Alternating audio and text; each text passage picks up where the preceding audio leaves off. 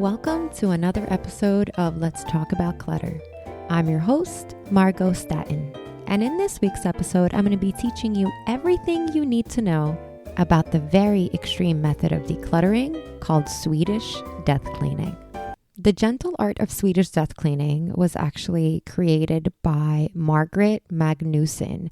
She wrote a whole book about it. You can actually find it on Amazon, and I can leave a link to it in the description. So what is Swedish death cleaning? It sounds incredibly extreme and morbid. The premise behind Swedish death cleaning is that you declutter in a much more atomic fashion as you prepare for death. The point of this extreme decluttering method is to unburden yourself from all your clutter so that your loved ones don't have to go through it. I've personally used this method, and I will tell you this. We hoard a lot of stuff, whether it has sentimental value or we think we might need it during the zombie apocalypse. Our lives are filled with an overwhelming amount of stuff. And for some of us, our clutter is behind closed doors, but nonetheless, it's still there. I think I've tried every possible decluttering method out there. I've also created my own. It's a 4 simple step strategy called decom.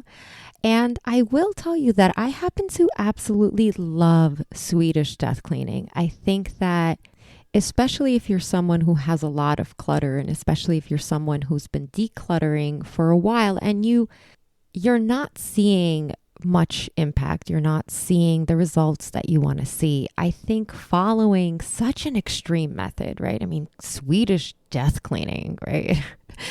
But I think following this type of extreme decluttering methodology will really allow you to see an impact in your home. I think Swedish death cleaning is also fantastic for those of you who want to transition to a more minimalistic lifestyle.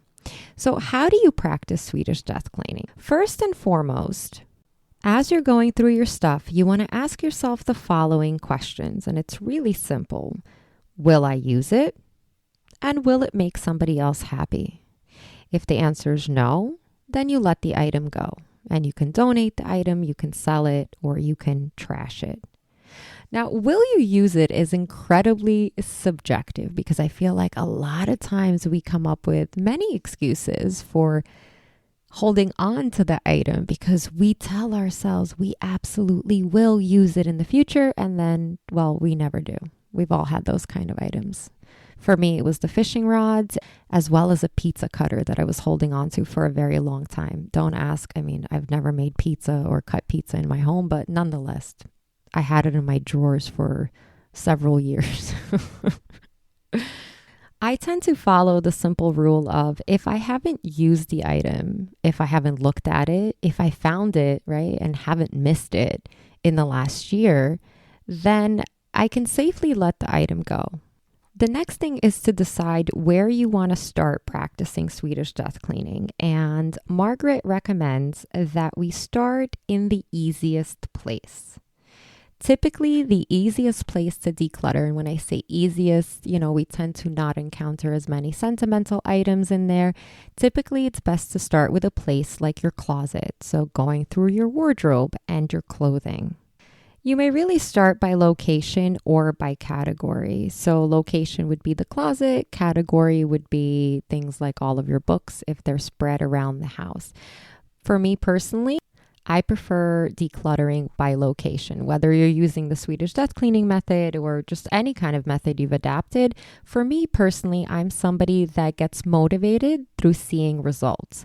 And when you declutter a particular space in your home, you tend to see better results, or rather much more impactful results than you do when you declutter by category. So if you can relate to this, if you're somebody that needs to see impact, needs to see progress, right, to keep going, then I highly encourage you to select a location. You can choose your closet, you can choose a basement, an attic. Just try to, if you're new to decluttering especially, and you're going to be practicing the Swedish death cleaning, try to start with an area that's simple and easy for you to make the decision of what to keep and what to toss. I actually have a full list of what to declutter in each and every room in your home. I'll leave a link to it in the podcast description. keep in mind that you want to build yourself up to the sentimental stuff, right? You want to build that momentum. So you might start in your closet. Maybe then you move on to your kitchen and then your bathroom and then your bedroom. But just try to leave sentimental items for last. And another thing when it comes to decluttering, although Swedish death cleaning is incredibly atomic, right? It's incredibly intense. I recommend that you still go at your own pace. So, creating a schedule is fantastic. If you're somebody who wants to achieve a clean and clutter-free and tidy space within the next 3 months, 6 months, right? It's always good to kind of have an end goal in mind. And then you can kind of strategically plan out, how many hours per week are you dedicating to decluttering? It could be 30 minutes, an hour, maybe all you have is 15 minutes, right? So you have to kind of have a realistic expectation for how long this process will take. But with Swedish death cleaning, unlike a lot of the other methodologies, because you're decluttering with the mindset of, getting rid of everything before you pass away, so your family doesn't have to go through it, you tend to have a more extreme approach to decluttering. So I find that Swedish death cleaning is not so much of an approach, but more so a mindset when it comes to decluttering. And I'll kind of like pick and choose. Like there are periodic times where I want to go atomic, right? Because look, the reality is once you've achieved a quote unquote clutter-free, clean and tidy home, decluttering doesn't stop. Where we have families, we have kids, we have pets, a certain amount of clutter will naturally accrue. So decluttering, just like cleaning your floors or doing the laundry, is just something that we do on a weekly basis. So there are times where I will just go atomic. There are times where maybe I was holding on to items that, I did use the last year or so, but I'm kind of like, do I really need them? Can I live without them? Because I truly am transitioning more to a minimalistic lifestyle. So honestly, there's always more stuff to get rid of.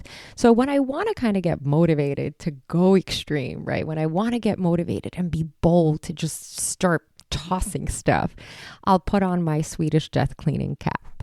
So with Swedish death cleaning, you're going to go through every single item based on location, for example, and you're going to decide what to keep and what to toss. Specifically, will you use it and will anybody else benefit from it? The next thing is, well, when should you start, right? When should you start practicing Swedish death cleaning? And the answer is now. While yes, the premise behind Swedish death cleaning is that we eliminate stuff as we're approaching old age, you don't necessarily have to be approaching old age to try this method on for size. Clutter contributes to so much of our stress, anxiety. It overruns our homes and keeps us cleaning for hours. I am someone that suffers from extreme anxiety, and I can tell you that my anxiety substantially improved when I got rid of a ton of clutter in my home. Like I couldn't imagine, I didn't realize that the stuff in my space, right? Just the visual clutter, the surface clutter, how much it was just torturing me and overwhelming my mind and just creating, or rather contributing to my mind fog. The more I got rid of, the better I felt. And I think, especially if you're somebody who suffers from anxiety, then you can definitely relate to this. But even any of us who've ever experienced stress, we all need somewhere where we can feel at peace. Now, I know for a lot of us, like me, we have kids. So peace is like one of those things that we're constantly chasing but can't find. And like the 2 seconds that we hope to get peace while we're taking a shower or are in the bathroom, our kids will barge in or our partners will barge in or both. And you know what? Why not the dog as well? But even with that said, once I decluttered and got rid of a lot of stuff, I was still able to find peace in my home. So after my daughter will go to sleep, I always wake up before she does because I have a beautiful morning ritual where I'll drink a glass of water and I practice gratitude and I listen to jazz, as I then make her breakfast and get ready to wake her up for school. But having a clean and tidy home to wake up to, having a home that is clutter-free to wake up to, I look forward to it. I truly feel at peace in my space. And of course, peace and chaos because, well, when you're a mom, that's just a reality. But it's a wonderful thing. And I will say this, like, it had somebody told me this like 7 years ago when I embarked on my decluttering journey, I would have been like, ha ha ha, like, really, seriously, all of these things are actually making my anxiety worse. Like, I legit would have laughed in the person's face.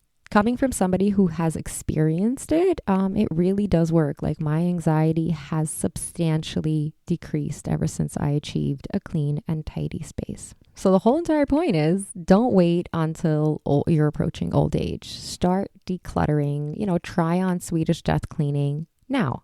Invite a friend over, order some pizza, a few bottles of wine, and, get ready to tackle your house. I do find that decluttering is more fun when we do it with somebody else.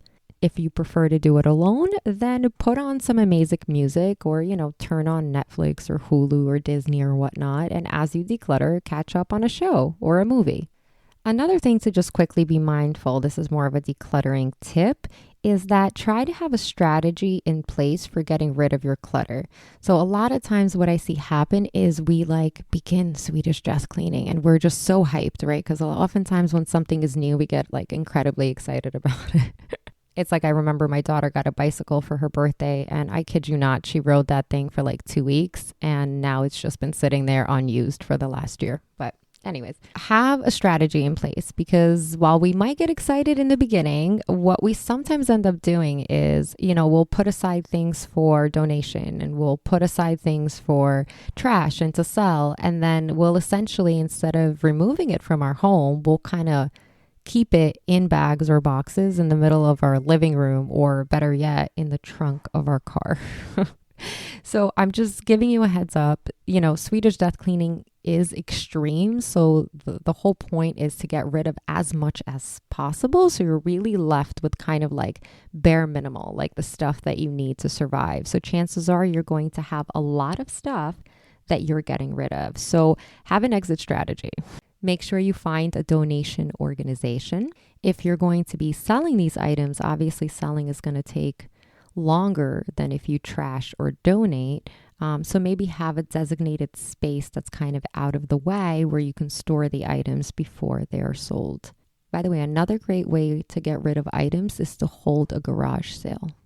And finally, when it comes to using the Swedish Death Cleaning method, you want to, most importantly, and this applies to any decluttering methodology you're using, the most important thing with, post decluttering is to make it last.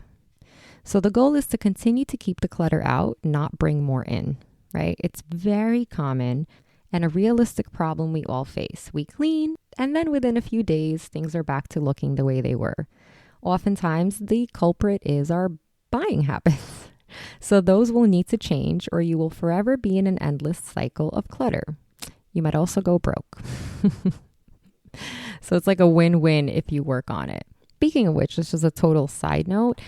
When you achieve a home that is less cluttersome, naturally your buying habits will begin to change, because you are going to want to honor the home that you currently have. And you're going to be a little bit more resistant and reluctant to bring unnecessary items back into your space. What I developed was pride in my home, and I became a much more intentional shopper. So that's just something that naturally happens. So if you're thinking to yourself, oh, but I love to shop and I'm afraid when I declutter, I'm just going to end up bringing things back into my home, don't worry about it. You might have to practice a little bit of self-discipline in the beginning, but I promise you, when you fall in love with your space, when you become proud of the clean and tidy space that you have, naturally the habit of just bringing home random knickknacks will start to kind of decrease and eventually completely go away. So you'll be fine. So let me know. Let me know if you've ever tried the Swedish Death Cleaning method. Let me know if you're going to give it a try. Let me know if it just sounds completely insane and you really don't want to tackle a method that makes you think about your own mortality. Let me know. Leave a comment. Thank you so much for listening. Good luck on your decluttering journey, and always remember to be good to yourselves.